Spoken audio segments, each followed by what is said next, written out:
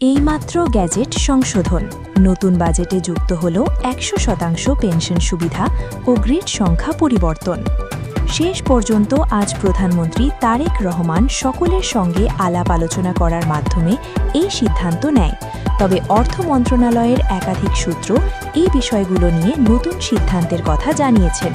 বিশেষ করে যারা নিম্ন গ্রেডের কর্মচারী আছেন তাদের অর্থনৈতিক অবস্থা বর্তমান সময়ের জন্য খুব একটা উন্নত না হওয়ায় কর্মচারীদের মাঝে তৈরি হয়েছে ফাটল। ইতিমধ্যে অর্থ উপদেষ্টা ও পরিকল্পনা উপদেষ্টার সঙ্গে জোরালো একটি বৈঠক হয়েছে। এই বৈঠকে কর্মচারীদের বেতন বৃদ্ধির চূড়ান্ত তালিকা সহ অন্যান্য বিষয়াদি নিয়ে আলোচনা করেন পে কমিশন ও প্রধানমন্ত্রী। একই সঙ্গে তারেক রহমান আজকের বৈঠকে যে ধরনের সিদ্ধান্তগুলো নিয়েছেন তা অত্যন্ত যুক্তিসম্মত। পে কমিশনের একাধিক সূত্র বলেন, কর্মচারীরা দীর্ঘদিন থেকে ধৈর্যের সঙ্গে আন্দোলন করে যাচ্ছেন। এছাড়াও কর্মচারীরা অবসরকালীন সুযোগ সুবিধা নিয়ে ব্যাপক তৎপরতা দেখিয়েছেন, যার ফলে প্রধানমন্ত্রী তারেক রহমান অবসরপ্রাপ্ত সরকারি চাকরিজীবীদের জন্য শতভাগ পর্যন্ত পেনশন সুবিধা বৃদ্ধির নতুন নিয়ম চালু করেছেন। সর্বশেষ গ্রেডে মূল বেসিকের ৪৫% হারে অবসরকালীন সুবিধা চালু করলেও শেষ পর্যন্ত ১০০% পেনশন সুবিধা চালু করার মাধ্যমে দীর্ঘ প্রত্যাশিত আকাঙ্ক্ষা পূরণ হতে যাচ্ছে। পে কমিশন বলেন, বাংলাদেশের যারা নিম্ন গ্রেডের কর্মচারী আছেন তাদের অর্থনৈতিক অবস্থানগুলো যেভাবেই হোক বৃদ্ধি করতে হবে।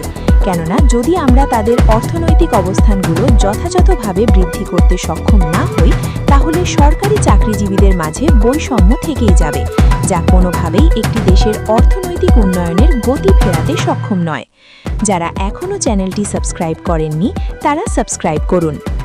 অর্থ মন্ত্রণালয়ের একটি সূত্র নিশ্চিত করেছেন, বাংলাদেশে যারা নিম্ন গ্রেডের কর্মচারী আছেন তারা অত্যাধিক হারে বৈষম্যের শিকার। এই বৈষম্যতা তৈরি হয়েছিল সর্বশেষ ২০১৫ সালের বেতন স্কেলে। এখন যদি আমরা সেই বেতন স্কেল অনুযায়ী পূর্বের সিদ্ধান্ত মোতাবেক গ্রেড সংখ্যা একই রেখে বেতন বৃদ্ধি করি তাহলে সরকারি চাকরিজীবীদের মাঝে বৈষম্য থেকেই যাবে, যা সামাল দিয়ে উঠতে সরকারি কর্মচারীদেরকে অনেকটাই বেগ পেতে হবে।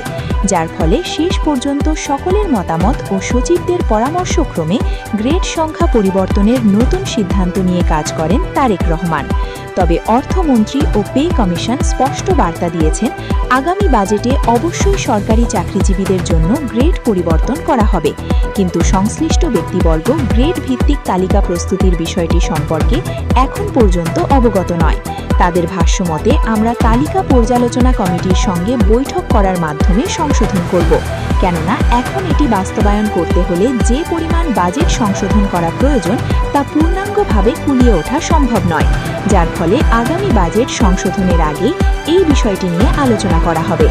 পর্যালোচনা কমিটির ৬ সদস্যের একাধিক সূত্র এই বিষয়টি নিশ্চিত করায় কর্মচারীদের মাঝে যে ধরনের আর্থিক অবস্থানগুলো বিরাজমান ছিল সকল কিছু ধারাবাহিকভাবে তুলে ধরা হয়েছে।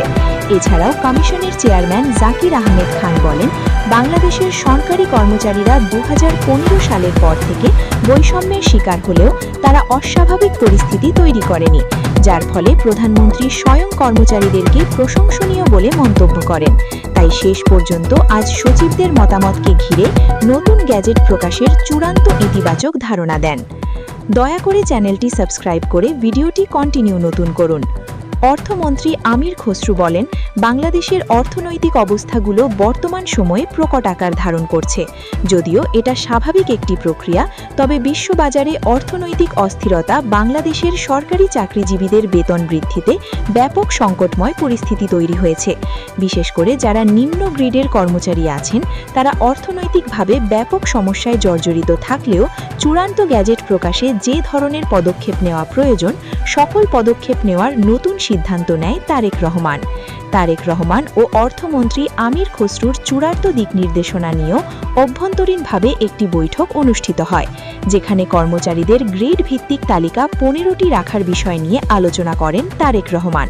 তাদের ভাষ্যমতে, অবশ্যই গ্রেড সংখ্যা অপরিবর্তিত রেখে বেতন বৃদ্ধি করলে কর্মকর্তারা ঠিকই উপকৃত হবে, বরং সবচেয়ে ক্ষতির সম্মুখীন হবেন কর্মচারীরা।